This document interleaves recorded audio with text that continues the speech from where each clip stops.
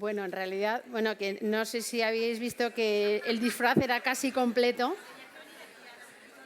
¿eh? Que el disfraz era casi completo. La verdad es que me lo ha dejado trillado, porque en realidad el mensaje creo que ha quedado bastante claro y simplemente voy a dar algún argumento más en mi posicionamiento en contra. Ya habéis visto que hoy vengo, bueno, normalmente soy una chica fácil, pero hoy no. Lo primero, yo aquí cuento una mentira. A mí hoy me paga la EPAP, eso es lo que yo me creo. ¿No? ¿Sabéis que no me paga la EPAP? Que paga Nestlé. Beatriz lo ha dicho, entonces yo hoy me he dado cuenta, tenía que haber traído también la nariz de Pinocho. Beatriz lo ha dicho que a ella le han pagado otras empresas. Igual que se ha descubierto que Coca-Cola ha financiado a la Academia Americana de Pediatría, a la canadiense, a montones de revistas, pues muchas de las revistas que ha citado Beatriz han sido financiadas por empresas lácteas, porque el consorcio de empresas lácteas americanas tiene un poder tremendo, tan tremendo que la leche está en la base de la primera pirámide que hicieron los americanos. Pero bueno, fuera parte de esto, que es un poco malo, pero es que hoy estoy en mi papel, ¿no? Bueno, pues voy a analizarlos desde otros puntos de vista, ¿no? El primero, el etnocentrismo y el gen de la persistencia de la lactasa. Vamos a ver, aquí 3 de cada 10 no tomáis leche y andáis diciendo a vuestros niños que tomen leche. No me seáis falsos, que el 30% de la población de esta zona sois intolerantes. Yo sí, yo tengo el gen de la persistencia de la lactasa. Pero eso nos pone en un lugar etnocéntrico, como la ciencia procede de Occidente y los americanos pues son occidentales, ¿no? Entonces, tendríamos que conocer esto y para eso tendríamos que leer, por eso me gustó que Lola destacara mi curiosidad, leer otras cosas que no sean solo de medicina y leer de zoología, de antropología, de paleontología. Sabemos que no hay ningún mamífero que tome leche cuando son adultos y eso es una cuestión de supervivencia de la especie. Si el adulto es capaz de tomar la leche, destetaría al bebé de un zarpazo. Entonces, eso va en contra de la supervivencia de la especie. Sabemos que antropológicamente, tras la domesticación, en muchísimas culturas no se tomaba leche. O sea, se habían domesticado los bueyes, pero, por ejemplo, en todo Asia no se tomaba leche. De hecho, a los asiáticos les da un asco horroroso el olor de la leche. Pero es que sabemos que toda América no ha tenido vacas hasta que no llegaron con los conquistadores. No ha habido vacas. Entonces, en América no podía haber gente que tomara leche de vaca por miles y miles y miles de años, porque no había vacas. Las alpacas creo que te escupen, no se dejan ordeñar.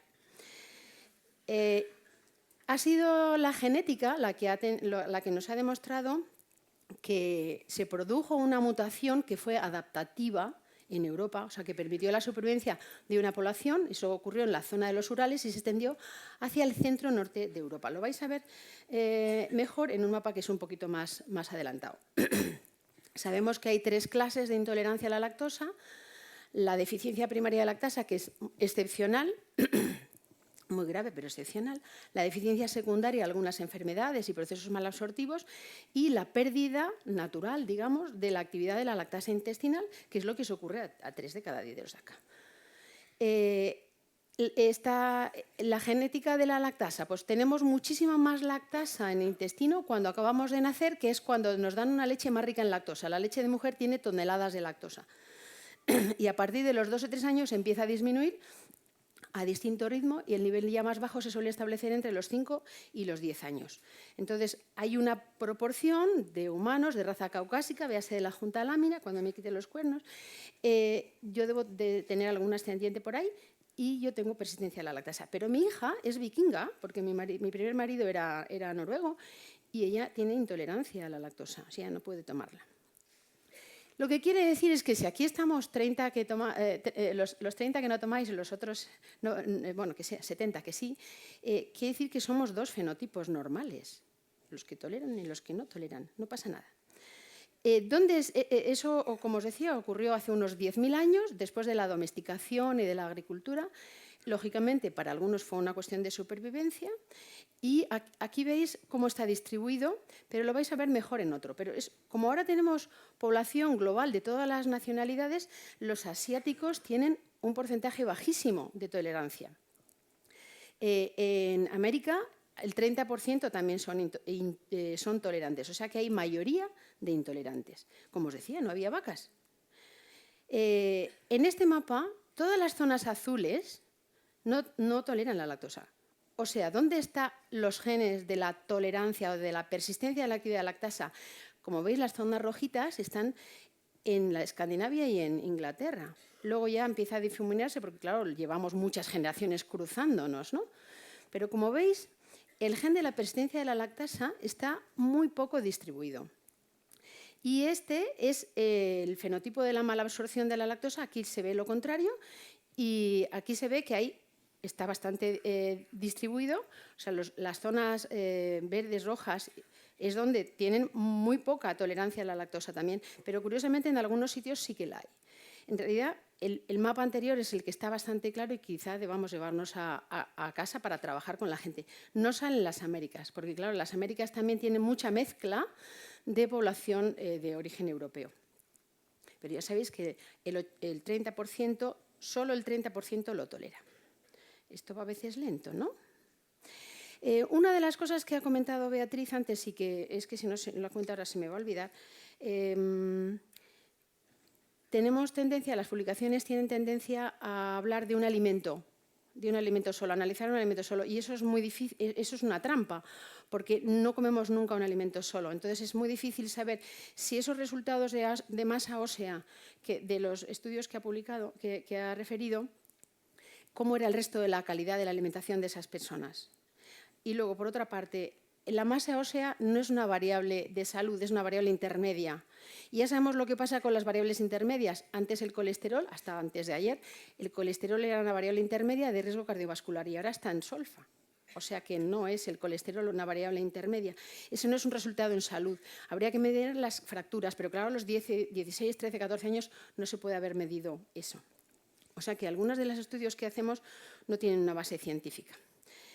En fin, tenemos en nuestras consultas 1 tonelada de pacientes que tienen síntomas de intolerancia a la lactosa, porque además nuestra dieta tiene muchísima cantidad de lactosa. Además hay lactosa metida como conservante en montones de alimentos, el pan Bimbo, las salchichas, el foie gras, el jamón york, montones de cosas. Los síntomas son muy variados: diarrea ácida, náuseas, molestias intestinales, gases, ventosidades, dolor de barriga. Cuando a muchos niños que llegan a la consulta les haces una encuesta dietética y le dices, cuando ha venido ya 3 o 4 veces o seguidas, le han sacado del colegio, que lo de la barriga, le preguntas lo que come, y le dices, bueno, castigado sin leche. Y dicen, ¡bien! Porque no les gusta la leche, les da un asco infinito. Les da un asco infinito. Entonces, ¿es segura la leche? Seguro que es buena para todos los niños. Pues a lo mejor para esa niña que tiene pinta de vikinguita igual sí. Pero esas donaciones que se hacían en las escuelas, en los países subdesarrollados, puede que estemos dando veneno a una persona que no la puede digerir. Entonces no es tan buena para todos. Luego ya sabéis que la leche no es muy amiga del hierro, pero bueno, como tenemos que ser científicos, vamos a ver por qué. Pues hay factores que se sabe que impiden la absorción del hierro, por ejemplo, tener hipoclorídrica, la leche de vaca, esto es un estudio español, los oxalatos, la fibra, el calcio, los fosfatos, los fitatos y los tanatos. Y en cambio mejora la absorción la vitamina C. Siempre recomendamos que tomen vitamina C cuando damos hierro a los niños.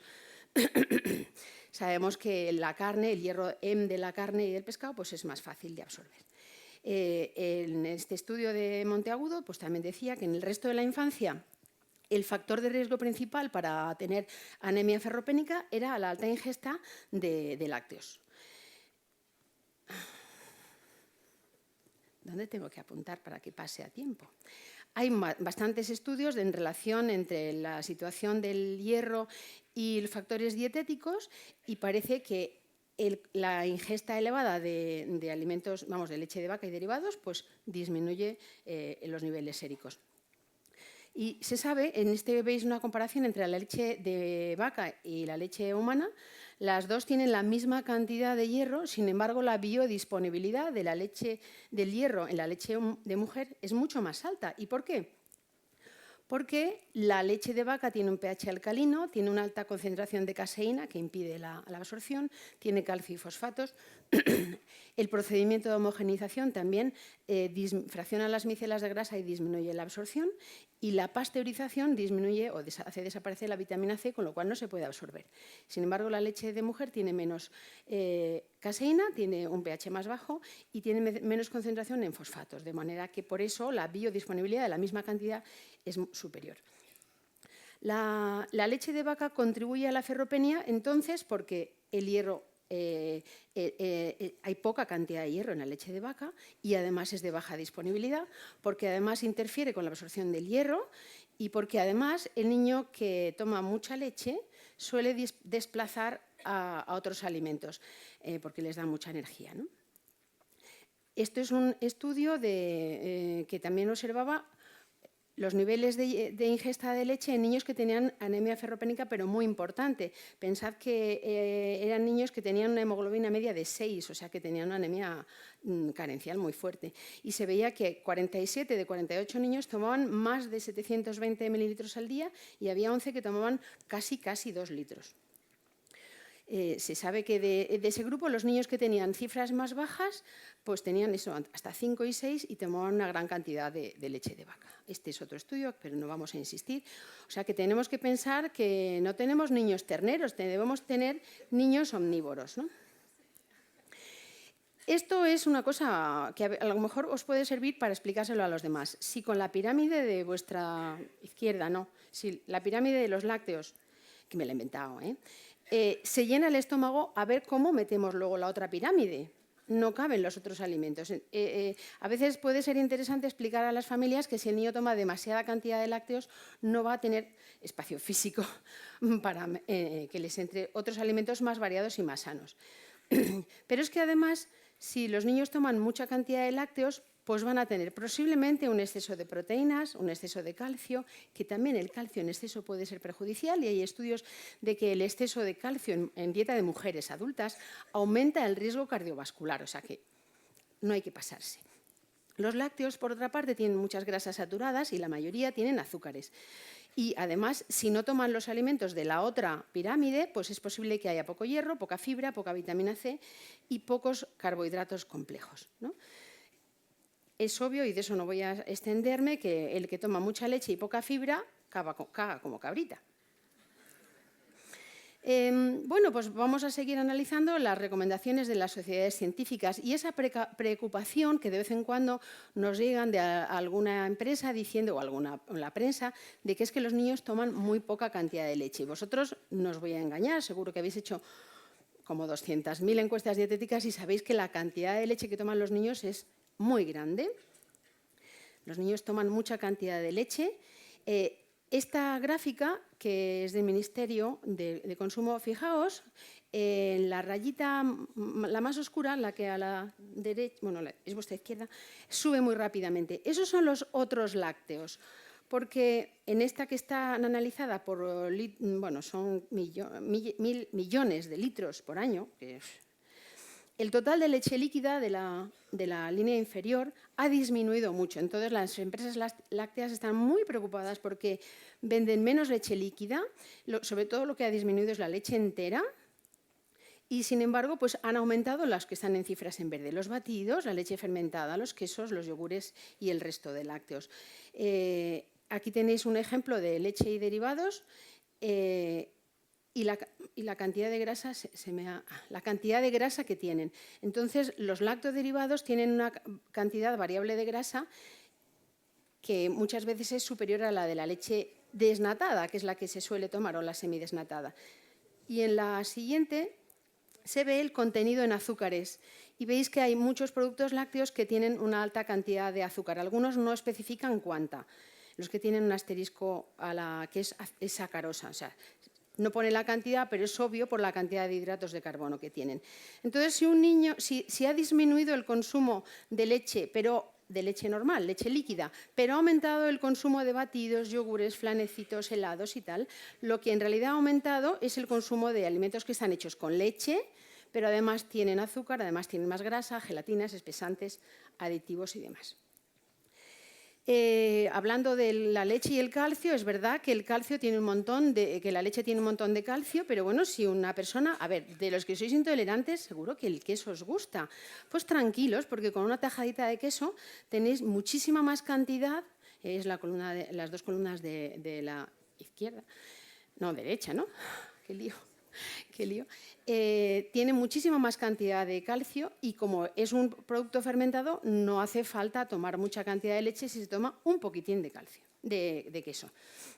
Y no se nos debe olvidar de que además de los lácteos hay otros alimentos y alimentos enriquecidos en calcio, hay otros que lo tienen de forma natural. Con las fórmulas de continuación no me voy a meter porque Beatriz lo ha dejado niquelado, son muy variables y casi todas tienen azúcar o sacarosa o miel.